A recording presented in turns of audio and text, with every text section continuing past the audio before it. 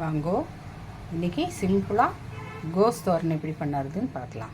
அதுக்கு வெளிச்செண்ணெயை விட்டு கடுகு, உளுத்தம்பருப்பு, கடலைப்பருப்பு, காஞ்ச மிளகா கிள்ளிந்து இது எல்லாத்தையும் போட்டு நல்லா வறுக்கலாம்.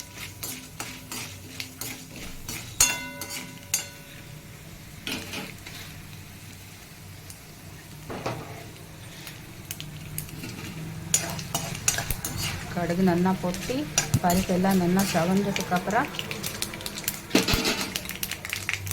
கருவேப்பிலை, கோஸு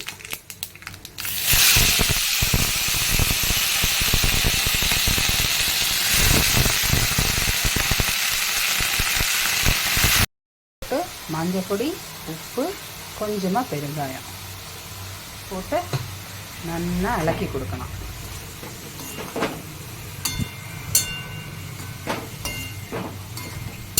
இலக்கி கொடுத்து மூடி வச்சு ஒரு 5லேருந்து 10 நிமிஷம் வேவிக்கணும்.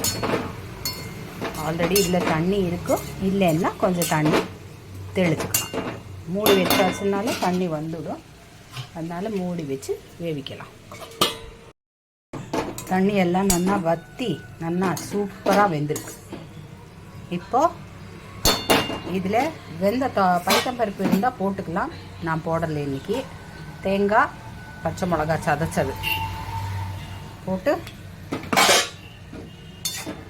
இலக்கி கொடுத்து அடுப்பை ஆஃப் பண்ணால் அது மேலே பச்சை வெளிச்செண்ணெயை விடணும். கோஸ் தோரன் ரெடி.